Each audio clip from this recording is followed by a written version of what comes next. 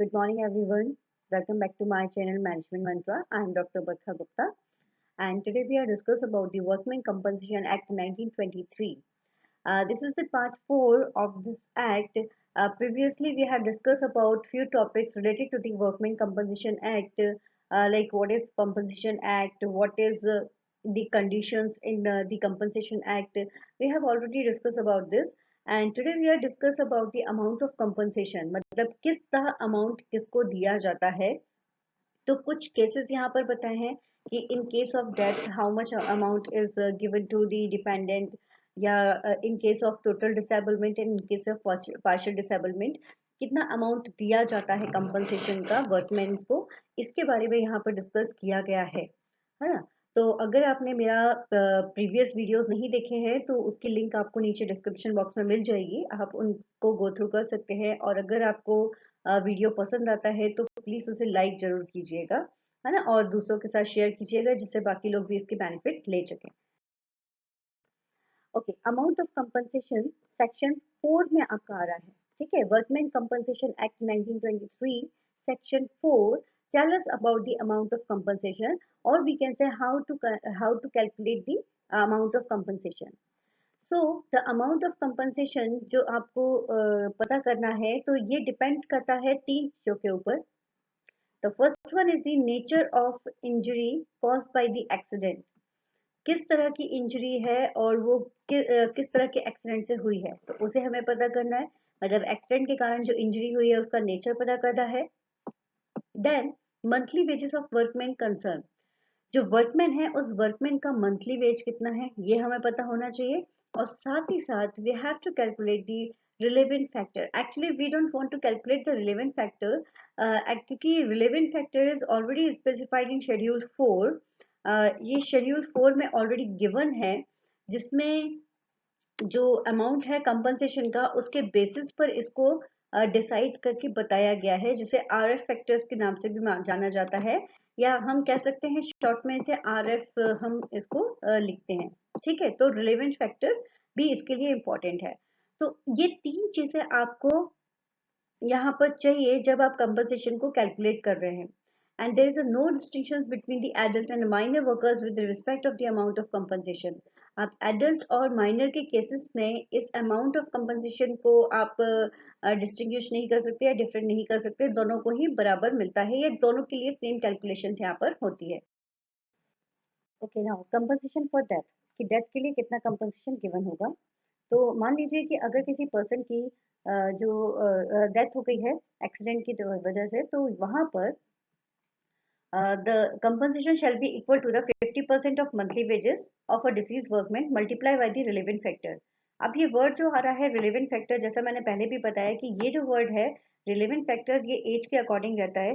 कि अगर 20 पर आपका जो रिलेवेंट फैक्टर बन रहा है, 20 एज पर रिलेवेंट फैक्टर अगर आपका बन रहा है 225, तो उसी तरह से 65 की एज पर आपका रिलेवेंट फैक्टर बनेगा 98.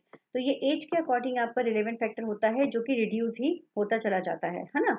तो ये तो मैंने एक एग्जांपल दिया है, इसकी ऑलरेडी एक टेबल गिवन रहती है, या फिर एग्जाम्स में आपको रिलेवेंट फैक्टर का वैल्यू जो है वो गिवन रहेगा, उसके बेसिस पर आपको इसे कैलकुलेट करना पड़ता है. तो 50% of monthly wages of a deceased workman multiply by the relevant factor और the amount of ₹1,20,000 whichever is more. इसमें से जो अमाउंट ज्यादा होगा वो दिया जाता है. जैसे कि फॉर एग्जाम्पल कि मान लीजिए ये जो कैलकुलेशन वाला है, इस कैलकुलेशन के बाद जो अमाउंट निकल के आया है वो 2 लाख समथिंग आया है.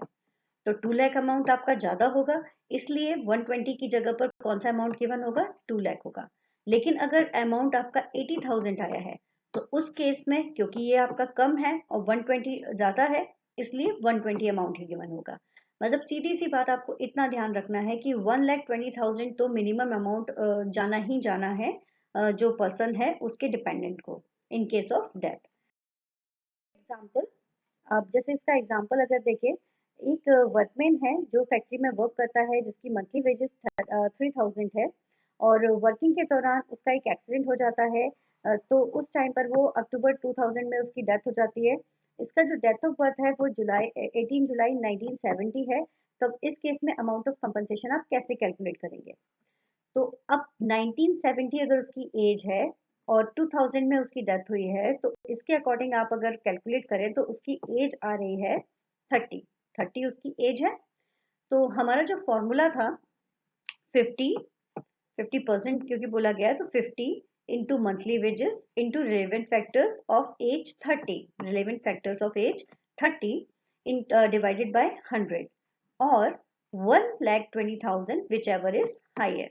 तो इस फॉर्मूले पर जब हम अपनी वैल्यूज रखते हैं तो 50% of monthly wages 50 into 3000 into relevant factor, क्योंकि 30 के अकॉर्डिंग जो रिलेवेंट फैक्टर है वो 207.98 आएगा।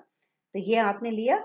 आप टेबल इसकी चेक कर सकते हो, टेबल में ये ऑलरेडी गिवन है या फिर आपको यहाँ पर क्वेश्चंस में दिया जाएगा। डिवाइडेड बाय 100, तो अमाउंट आपका आ रहा है 3,11,970। तो जैसा मैंने कहा विच एवर इज हाईएस्ट, तो ये अमाउंट आपका हाईएस्ट अमाउंट है, इसलिए ये पे होगा जो भी डिपेंडेंट है रहेंगे उसको। Now compensation for permanent total disablement. ध्यान देना, परमानेंट टोटल डिसेबलमेंट मतलब अपनी अर्निंग कैपेसिटी वो परमानेंटली रिड्यूस कर चुका है। तो उस केस में क्या होगा, उस केस में जो परसेंटेज दिया जाएगा वो 60% होगा मंथली वेजेस का इंजर्ड वर्कमैन का multiply by the relevant factors और 1,40,000 विच एवर इज मोर। जो परमानेंट टोटल डिसेबलमेंट अगर हुआ है मतलब अर्निंग कैपेसिटी पूरी तरह से अगर रिड्यूस हुई है तो उसके केसेस में, डेथ के केसेस में 50% था, यहाँ पर उसके केसेस में 60% होगा कि 60% of monthly wages into the relevant factor. तो सेम एग्जांपल जो अभी हमने देखा था उसी को हम कंटिन्यू अगर करते हैं तो 60% इंटू 3000 इंटू 30 एज के अकॉर्डिंग 207 मल्टी आपका जो रिलेवेंट फैक्टर है divided by the 100, so we get the amount 3,74,365। तो और हमने क्या कहा था, या तो ये अमाउंट या फिर 1,40,000 अमाउंट। तो this amount is payable to the dependent person या फिर दिस डिसीज पर्सन, क्योंकि ये अमाउंट ज्यादा है 1,40,000 से, और वहीं अगर अमाउंट कम आता तो कितना गिवन होता, 1,40,000, मतलब मिनिमम अमाउंट 1,40,000 गिवन करना ही है। Clear? So this is the case for permanent total disablement. Now the case for compensation for permanent partial disablement. अब बात की जा रही है पार्शियल डिसेबलमेंट की, बिकॉज पार्शियल डिसेबलमेंट का मतलब है कि अर्निंग कैपेसिटी जो है वो कुछ परसेंट लॉस हुई है। तो इसके लिए आपको पता ही है कि आपका जो पार्ट 2 और शेड्यूल 1 है इसमें कुछ इंजरीज ऑलरेडी स्पेसिफाइड है। तो क्या हो रहा है कि यहाँ पर दो केसेस आ रहे हैं, एक वो जिसमें इंजरी स्पेसिफाइड है और एक वो जिसमें इंजरी स्पेसिफाइड नहीं है। मतलब शेड्यूल 1 में इंजरी अगर गिवन है तो उसके लिए अलग केस है, और शेड्यूल 2 में अगर शेड्यूल 1 में इंजरीज गिवन नहीं है तो उसके लिए अलग केस है। तो शेड्यूल 1 के पार्ट 2 में अगर इंजरीज गिवन होती हैं तो क्या होगा, जो कंपनसेशन है उसे कैलकुलेट कैसे करेंगे कि सबसे पहले तो हम कैलकुलेट कर लेंगे परमानेंट टोटल डिसेबलमेंट। जो भी केस आएगा उसका परमानेंट टोटल डिसेबलमेंट कैलकुलेट कर लेंगे, ठीक है। और फिर उसके बाद जितनी भी अर्निंग कैपेसिटी रिड्यूस हुई है, ठीक है, मान लीजिए एक फिंगर नहीं है या थंब नहीं है या वन हैंड नहीं है, क्या क्या लॉस हुआ है, तो उसके ऊपर डिपेंड करेगा उसका परसेंटेज। तो परसेंटेज ऑलरेडी गिवन है उस टेबल में। तो लॉस ऑफ अर्निंग कैपेसिटी जो भी आपकी आई है इंजरी की वजह से, उसको हम क्या करेंगे, जो उसका परसेंटेज है उसका परसेंटेज हम निकाल लेंगे किसके बेसिस पर, परमानेंट टोटल डिसेबलमेंट के बेसिस पर। जैसे कि मैं आपको एक एग्जांपल बताऊं कि एक वर्कर था जिसकी मंथली वेजेस है 2000, मंथली वेजेस है उसकी 2000, और मान लीजिए उसका जो एज है वो उसकी एज वही सेम 30 एज है, जिस समय उसका एक्सीडेंट हुआ था वो 30 साल का था। तो उस केस में उसका रिलेवेंट फैक्टर कितना कैलकुलेट होगा, और ये जो कंडीशन थी एक्सीडेंट के दौरान ही लॉस इज वन हैंड, एक हैंड जो है उसका वो उसका चला गया है। तो उस केस में आप कैसे इसकी अर्निंग कैपेसिटी पता करेंगे। अब हैंड का अगर केस है तो आप टेबल जब चेक करोगे तो आपको पता चलेगा अर्निंग कैपेसिटी जो है उसका परसेंटेज दिया गया है कि 60% अर्निंग कैपेसिटी इसमें लॉस हो जाती है ना। 60% अर्निंग कैपेसिटी इस केस में लॉस हो जाती है। तो कैलकुलेशन के लिए सबसे पहले हम परमानेंट टोटल डिसेबलमेंट कैलकुलेट कर लेंगे। तो परमानेंट टोटल डिसेबलमेंट 60% होता है किसका, आपके जो भी आपका वेजेस होता है वो, साथ ही साथ रिलेवेंट फैक्टर, जैसे कि 30 एज के लिए रिलेवेंट फैक्टर अभी जस्ट जो हमने देखा था 207.98 था, ठीक है, डिवाइडेड बाय 100 आपका आया। ये हमने कैलकुलेट किया और फिर इसका हमने निकाल दिया 60%, इसका हमने निकाल दिया तो 60% of that total permanent disablement का जो हमारा अमाउंट आया है वो हमने निकाल दिया। So whatever the amount we get, like इस केस में हमें यहाँ पर अमाउंट मिल रहा है 1,49,746। आप कैलकुलेट करके देखिएगा। तो अगर ये अमाउंट जो हमें मिल रहा है तो यही अमाउंट गिवन होगा जो भी आपके डिपेंडेंट है या फिर जो डिसीज पर्सन है उस पर्सन को। क्लियर? पहले क्या निकालेंगे? परमानेंट टोटल डिसेबलमेंट निकालेंगे, फिर जो भी अर्निंग कैपेसिटी होगी उसके परसेंटेज को निकाल लेंगे। ठीक है ना? अर्निंग कैपेसिटी के जैसे जो भी लॉस अर्निंग कैपेसिटी है ना, लाइक इसका अगर हैंड गया है तो 60% है, फिंगर गया है तो 20% है, तो उसके अकॉर्डिंग यहाँ पर रहेगा।